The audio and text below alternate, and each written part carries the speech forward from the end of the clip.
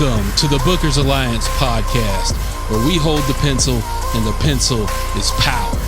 Coming at you right now is your host, Marky Mark, along with the man, the myth, the legend, Frank Donaldson.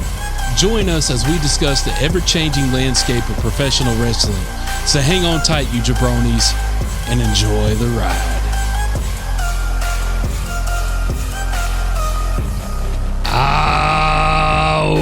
Welcome in, everybody. Thank you for joining today's episode of the Bookers Alliance podcast. Come on inside the house, bring yourself up a ringside seat, get your soda, your popcorn, your whiskey, or in this case today, rum. There you go. Mix it up a little bit. We got to change it up every now and again. Come on in the house, sit down, listen to what we got to talk about, because today's topic, we're talking about Raw Replay.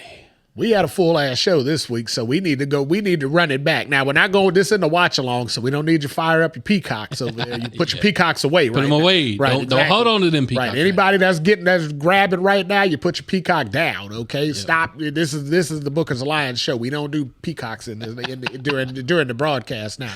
So put it away. You know, we're not watching along, but it's fresh in our minds. It just happened a couple of days ago for us, so we got to recap it before SmackDown comes on. Yeah, before we get to recapping it, though, we got to throw a shout out to our sponsor today, Diplomatico Reserva Exclusiva. All right. Venezuelan like rum. Spanish. Yeah. There you go. Venezuelan rum. Nice. It's a dark rum, very sweet tasting, very good and tasty. So let's find out. Let's cheers. Firsthand.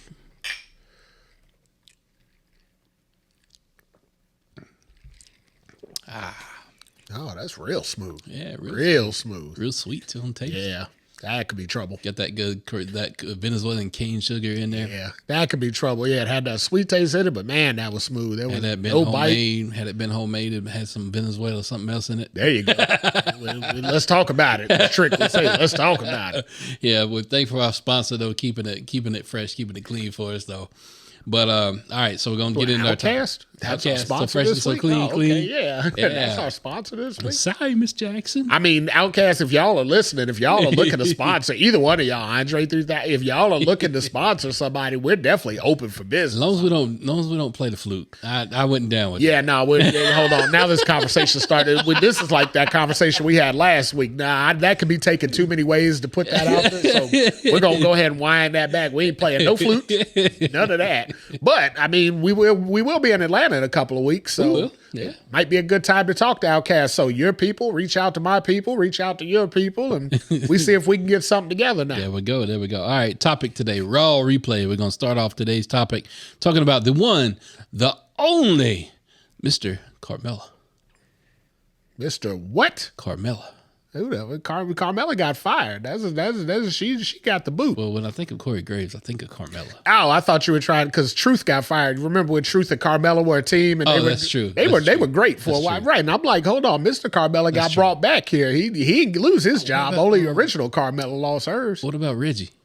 Was he with Carmella? I remember him chasing Nia Jax for a while now. They had a little thing going on he was there. With Carmella for a hot minute. I don't remember that. That must have been before my time.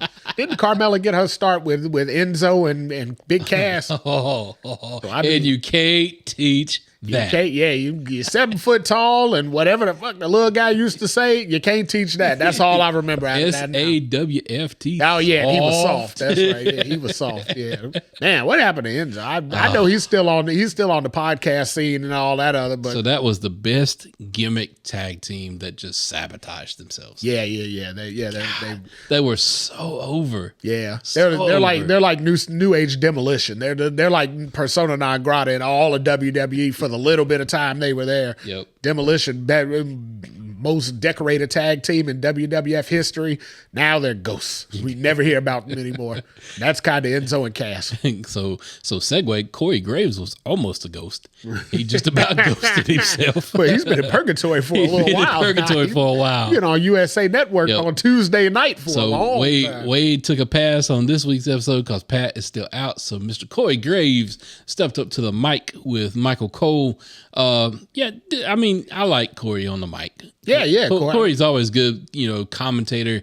He don't give you the play-by-play, but I will say, as far as moveset and actual move names, Corey got some in Monday night. Yeah, he's a little ahead. What's the guy on AEW? I would know if I watched, but I haven't watched this so long. I forgot the little mask guy. You talking about Excalibur? Yeah, there you go. So Corey's like an upgraded Excalibur, right? Well, his brother does. His brother is in AAA. Who? Corey's brother? Oh, okay. Well, that makes sense. So that's why he gets all those. Oh, so his brother wrestles for WWE now. Corey still can't. Correct. Got it. Wow. That must be an interesting conversation around the dinner table. But yeah, it was nice to see Corey Graves back. Always good to hear him on the commentating team. I enjoyed he coming back. But yeah, just stay out of the doghouse, Mr. Graves. Yeah, definitely a surprise. Now, hey, you got to get that guy a break, though. I mean, when your wife's getting fired on the other side, you're probably not in the best of moods, right? Yeah, tis true. And it isn't like she got forewarning or anything like that. You know, they were in contract negotiations when all of a sudden WWE was like, you know what? Forget this. We ain't got time for this.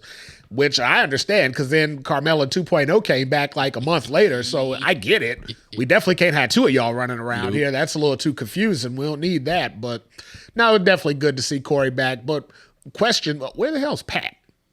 So from what I can gather, Pat has been running ESPN with basketball and some stuff right now for the finals. I think he's been doing some extra commentating shows for them. All right. Well, let me ask you a question. Then, if WWE knew that this was going to happen, when they had the match against Gunther, why didn't they play the injury angle up to where it looked like Gunther really put Pat out and Pat needed to go away for a little while? For those of us who ain't watching ESPN college basketball, why didn't they play into that and build that up a little bit better and put Gunther over a little bit more? They some heat on Pat too. Something went down between Pat McAfee, Adam Schefter, and ESPN. Something kind of went down there. So he got to leave WWE because of this? I think he was staying off air to try to stay away from some of the heat. Yeah. Okay. I think his mouth might have got him in trouble a little bit during that I situation. could see that. Of course, West Virginia boys, they don't know how to shut their mouths. I get that. I could be way off the reservation on that. I'm not sure. Yeah, it's better, more information than I got. All I know is the McAfee show still comes on at noon, but I haven't watched it in a while. Just call me the resident Dave Meltzer. There you go. What I say may or may not be true. Right. If it sounds good, make it up. Make it up. Yeah. I mean, this is the world of professional wrestling. Yeah, why not? All. That's what they're doing. It's all kayfabe. When they mess it up, they're just like, all right, we'll just fix it on back end. Right. So yeah, we just fix it on back end. If you guys message us to tell us that we're wrong, we'll fix it in post. Don't worry. Next week you won't hear this again. So. Oh, he said next. Like say his name and he appears. Who's next? Somebody showed up Monday night. Oh yeah, Goldberg. The worst kept secret in this era of professional wrestling was Goldberg's return. Old man Goldberg. Old man Goldberg. No. So Sting is old man Sting. Nobody can take. At least Goldberg, if he darkens it up a little bit, he kind of looks like old guy. But yeah, no, Sting at this point, Sting is now like, he's like the old Crow Sting. He's like the dead Crow Sting version of Goldberg. Goldberg did lose a little bit in the looks department, but again, he is ancient of days at this point. Yeah. He has lost some muscle mass, but I mean, he's still a big freaker. I mean, that dude's still, in the general public, he's still the biggest dude in most rooms that he's standing in. So Goldberg, if you're listening, brother, we ain't tearing you apart. No. So don't try calling us in Atlanta. None of that. We're not Matt Riddle. We're not trying to cause beef, brother. Nope, not trying to cause no beef. But apparently he's back to squash some beef that he's got from Gunther, because Gunther, last time Gunther and Goldberg were in the same arena, Gunther cussed him out in front of his family and said some choice words. So Goldberg has come back and said, who's next? You're next. Yeah, he said it happened in Atlanta the first time, so we're going to end it in Atlanta the first time. And then Gunther, being savage, posted on Twitter, I'm next, ... Okay, I guess I got 3 minutes. Hey, that's the average Goldberg match. Yep. Problem is, Gunther might not have done his research. That's how long it usually took Goldberg to put him down. Yep. Goldberg put Brock Lesnar down in less than 3 minutes before, so I'm not 100% sure that Gunther's just going to walk through this guy as easy as he thinks. So, all right, we always cite our sources. I got to cite some source here for. I have no source this week. I've been lazy. I did no research. I got to cite a source. I got to cite Busted Open. Dave LaGreca, Bully Ray. Y'all had a conversation that definitely I agree with, because the logic behind this match, especially it being for the belt, makes no freaking sense at all. Makes absolute sense. No, it makes no sense. Makes absolute sense. He's a legend in his hometown.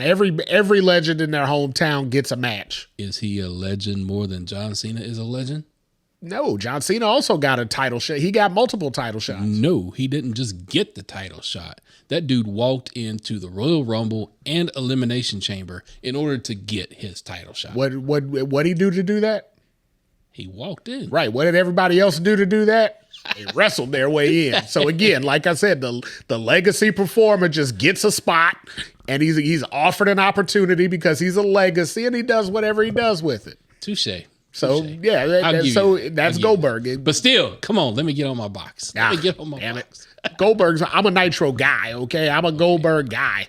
I was never a Goldberg guy. You don't like none of the favorites. You weren't a Hogan guy. You weren't a Goldberg guy. You weren't an NWO guy. You find all the second and third string guys to because I'm always the one that pulls for the underdog. Yeah, but they're the thing. I mean, you were pulling for Billy Kidman while little did you know Billy Kidman was the luckiest man in the locker room. That freaker was winning every day of his life. He was out there jobbing every night. He was looking up at the lights every night. He was looking up at the lights on more than one occasion every night. He was looking up at the lights in the ring. But at home, he was getting all the pinfalls. Every 1, 2, 3 with the kid in there. That fucker, if nothing else good ever happens to him in life, when he goes to heaven, he has to say he was blessed. He won in life. Absolutely. Because what the absolute I digress. There are more ways than one to win the lottery. Yeah, absolutely. If I'm a pro wrestler and that's the consolation prize, I'm taking the loss every night. And if y'all don't know what we talking about, that's y'all's loss. Right. Now y'all are taking the loss. Y'all gonna have to research why Billy Kidman won in life. I mean, literally, the Google search is Billy Kidman, luckiest guy ever. Just put that in the Google search, and you're going to get an image that shows you exactly what the F we're talking about. Because, I mean, good Lord, hell no. I still digress. I look back at that as I would have been 21, 22 when that was happening. So not even old enough to make a run for it. But even then, I would have been like, damn, out of all the guys here, this is the guy that had the most game. That's like Bully. How you pull Velvet? I have that same. idea. Well, no. So I get that one because he was TNA champ when all that happened. That's true. I feel like there was an angle. She was a champ. Bully, we ain't backing on you. We bless you, sir. I mean, speaking in that same conversation, I guess it comes up the question, and we brought it up here before, but I don't know which one it applies to. Do we say how did Nikki Bella pull John Cena, or do we say how did John Cena pull Nikki Bella? Because I mean, when you look at the two, how John pulled Nikki, right? Because he had the backstage pull. He had the stroke. And I don't know what his other stroke was, but he definitely had the stroke with Vince. So I mean, but wait a minute, you just picked that one up. You just got that one there. Time out. You just caught on to where I was going with that. Yes, nice. But for those of you who didn't catch on, don't worry about it. Just let it slide, as we say back in the. Just let it slide. Ooh, today's sponsor, Blue Chew. Oh yeah, absolutely. It's gonna be one of those days today. You said give me content. I got content for you. All right, so Goldberg showing back up. We're gonna have a title match on Saturday night's main event in Atlanta. Of course, everybody knows this is Goldberg's retirement match. This is the end for Mr. Who's Next. Goldberg. Now, strangely enough, hold on, because they didn't actually say that. Goldberg didn't say like who's last. He said who's next. They don't want to bill it as a retirement. Yeah, they don't want to build it that way. But Goldberg was wearing a shirt that legit said "Last Ride." Oh, what the hell? He's got a full line of merch out there for his last match. He might need to worry about Mr. Taker off that one though, because if somebody else uses the "Last Ride." Well, yeah, but I don't think him and Goldberg will ever be allowed in a ring together at the same time not again. Anymore, so, not anymore. Yeah, so there's nothing that he can say, but he can bitch about it on his podcast because that's the only place we're going to see them two interact again. Speaking of his podcast, there's a new podcast host for Taker's podcast. Have you seen that? A new podcast. So wouldn't Taker be the host of Taker's podcast? Because it's Taker's co-host. The co-host. You mean the guy that does the shit you do, not the talent? Yeah. Oh hell, I don't know about those. I barely know who you are. How the hell am I know who that guy is? Michelle McTaker is the new co-host. Oh, holy hell. Talk about nepotism. I mean, she got the job on LFG because Taker was there.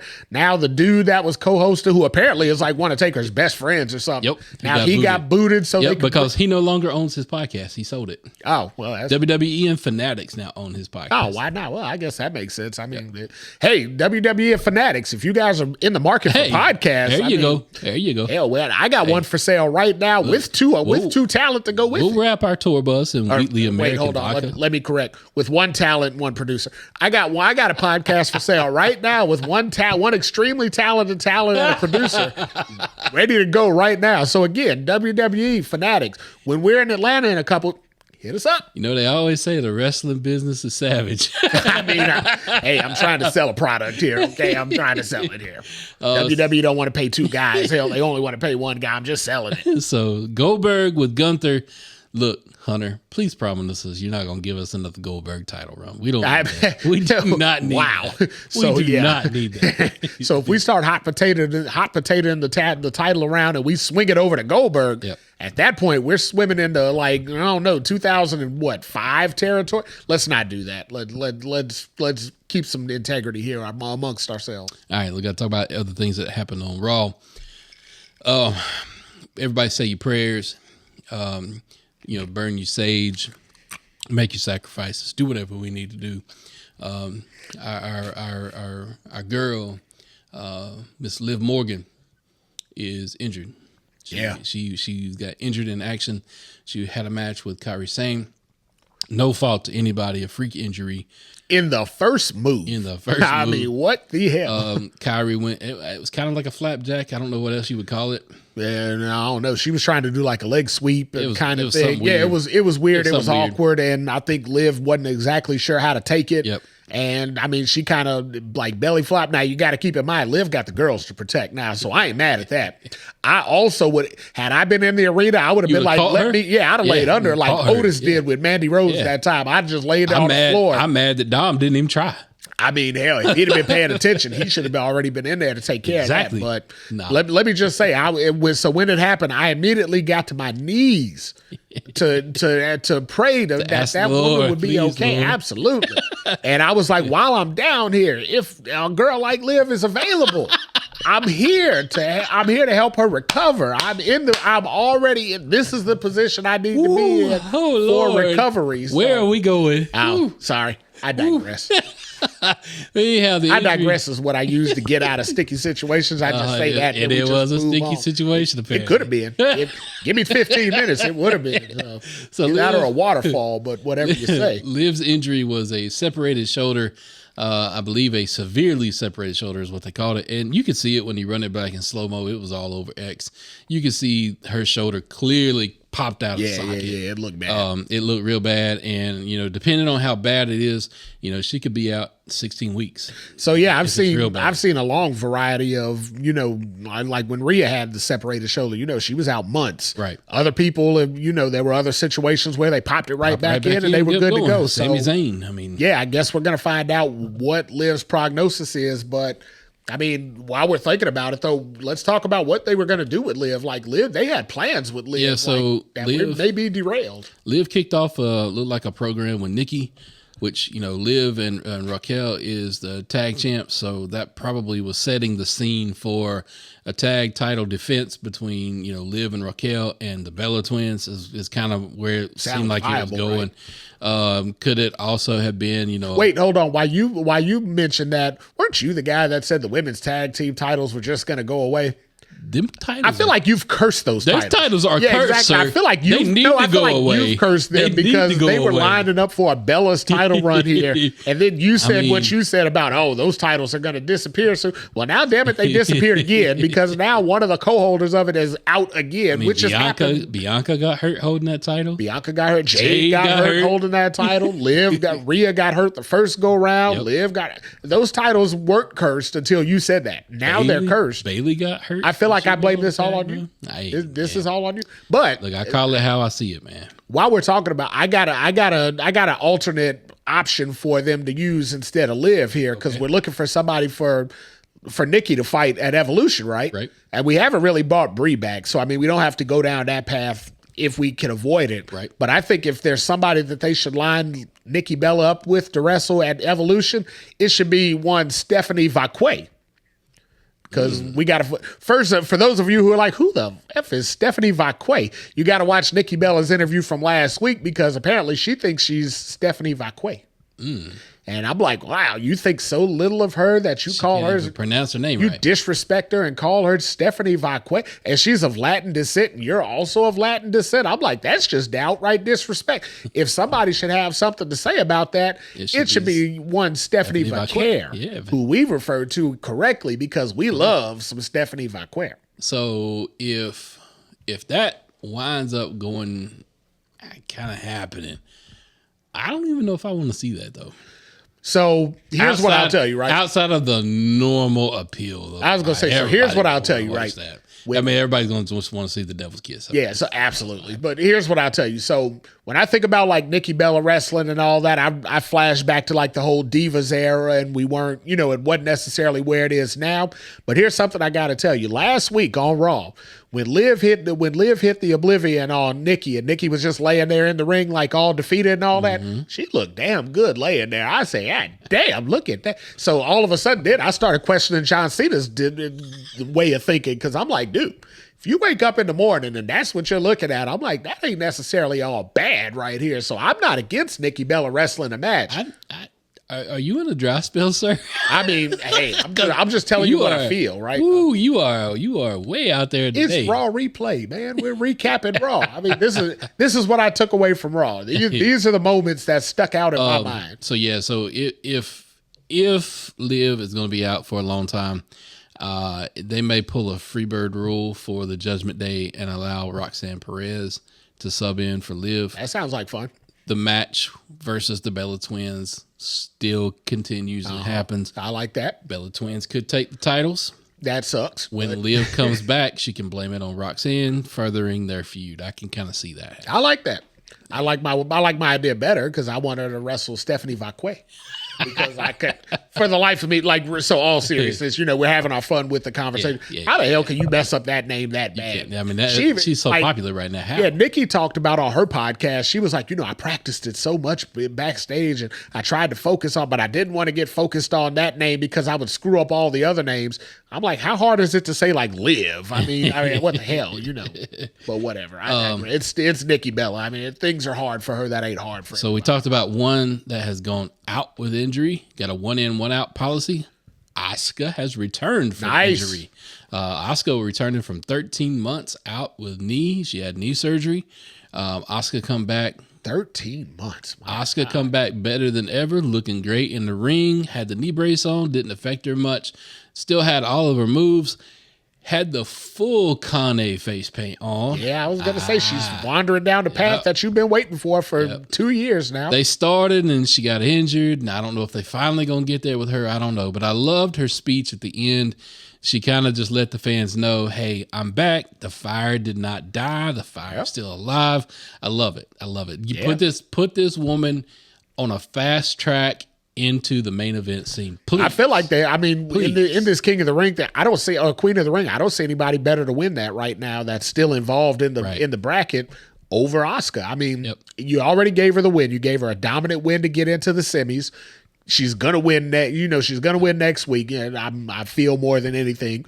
I'd say go all the way with her. Take her right to the Queen of the Ring and let her go to SummerSlam and wrestle for the title. Did you see the stare down between Stephanie and Asuka? There is some history there. There is some history, some New Japan history. So Stephanie is like 15 years old. How much history can they have? She wrestled all over the place. She's been everywhere. But there's some history between those two on the indie scene. Okay. Those two went at it on the indie scene. Was very good. Matches were always great. Of course, with those two, how can you have a bad match? Could that flame rekindle?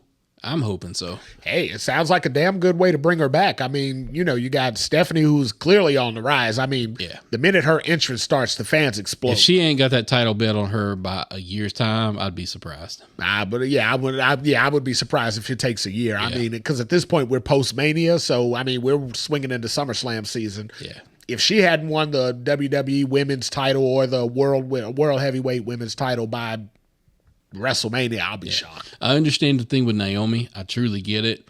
But if Naomi wasn't the winner of the Money in the Bank, I fully expected Stephanie to get it. Yeah, They've got that rocket strapped to her like that. I thought they were going to pull the trigger. I think it works for Naomi because that's a different brand, right? Like Naomi's doing SmackDown, her thing over there. Yeah, and her, Bianca Jade, Tiffy. I mean, she already had. They got to find a way to capitalize on that. So I think the Money in the Bank thing worked for them. But I think what they got going on in Raw, I think we're going to get a lot of movement out of Evolution, right? Like, I mean, I know it's only the second one, and it's the second one, and they're bringing, past legends back and things like that to accentuate the event.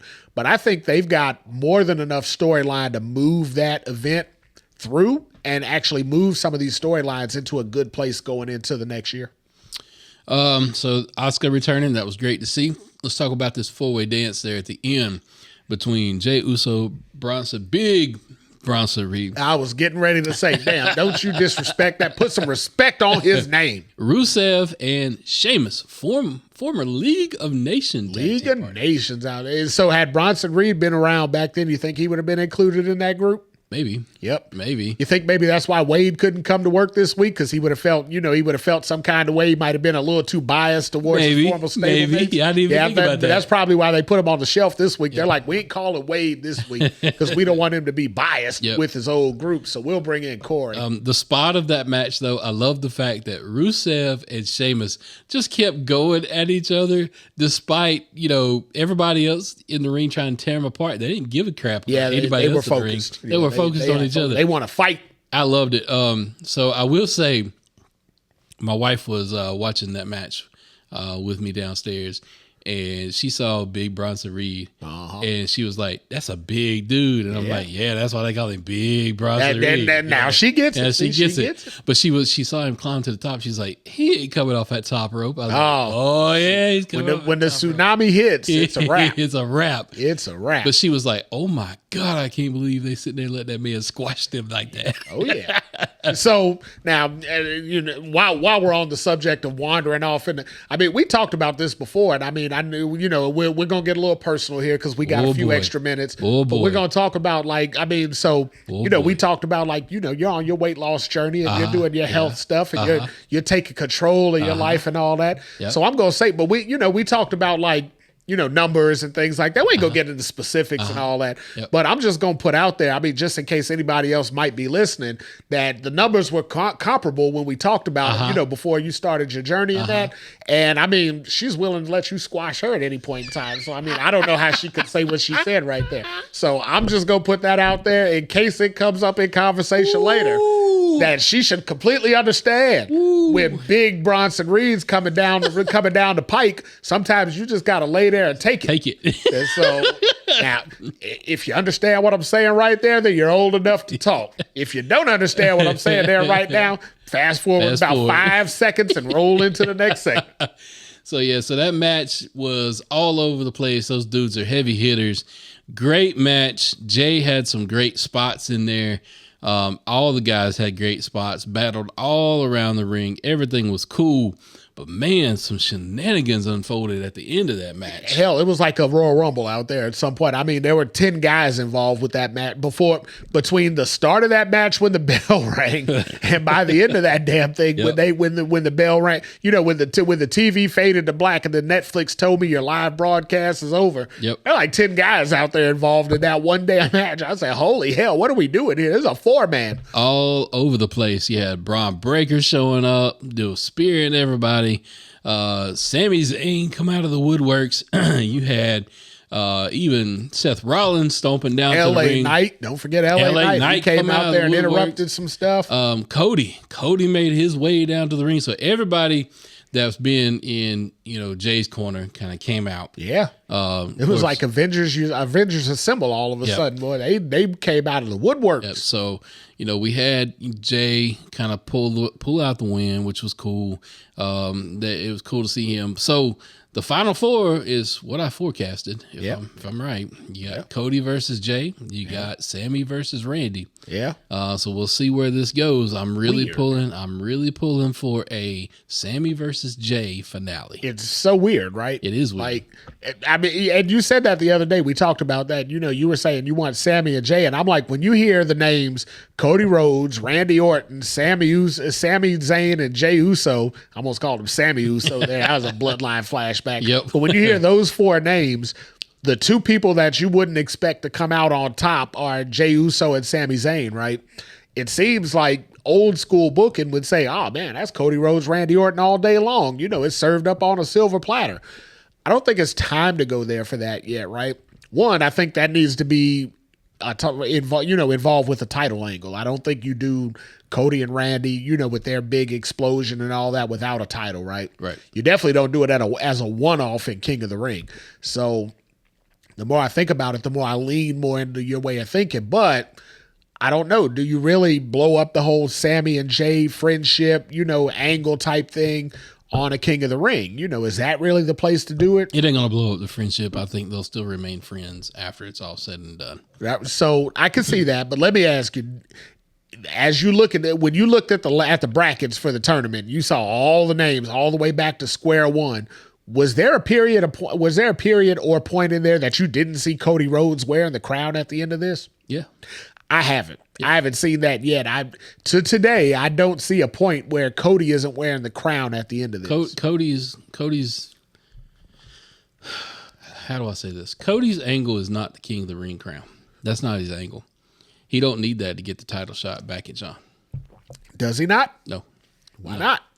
Because somebody else everybody else has seemed to jump the line in front of Cody. At this point now, he's got to earn it. I don't think I don't know that Cody winds up with John until the very end. And I know we flip-flopped and we've talked to different scenarios about this. I really am wondering if this is set up for Sami to win, Sami go over Gunther at SummerSlam and finally become World Heavyweight Champion. And then somewhere down the line, maybe Rumble, maybe who knows, maybe just down the line, somewhere down the line, it'll become Sami versus Jay Part 2, but this time for the World Heavyweight title. So I don't hate where you're going with it. I don't hate it at all. I mean, I feel like those guys need those valuable storylines. But let me ask you then, if that's the way they go with King of the Ring and then they carry it into SummerSlam, what do they do with John Cena? I ultimately think right now, the way that they're booking Ron Killings. Oh, God. Okay. Now, so at this point, now we're tapping out, right? I wouldn't be surprised to see Ron Killings take that damn belt off. So you realize they're wrestling on a SmackDown, right? Yeah. John Cena. So let me put the names back involved here because I think maybe you were just thinking about the situation and forgetting about what we're talking about here. John Cena being booked by Triple H is never not going to lose the WWE World Heavyweight Undisputed Championship to Ron Killings on a SmackDown. On all other 16 title runs, I would agree with that logic. This one's different.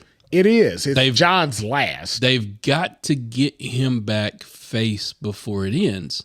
They're not going to do that by him losing the truth, though. But I don't know how else you do it yet. That's why so now rewind your story back to King of the Ring, right? Cody? So if Cody wins the King of the Ring, I mean SummerSlam? Cody's the golden boy hands down right now.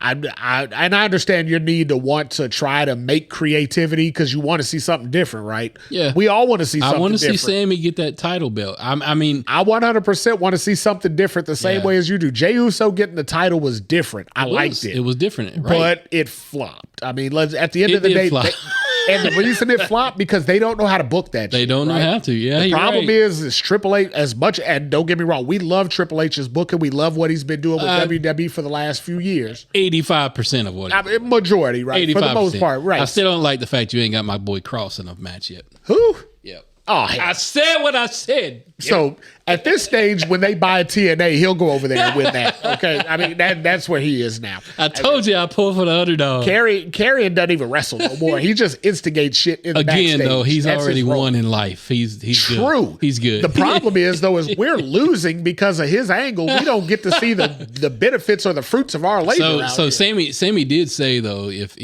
once the King of the Ring stuff's behind him, Sami did say Karrion's the next one. So So so that already means he's losing. He's losing. So yeah, right. So we know he's losing. So let's. But is it really going to be?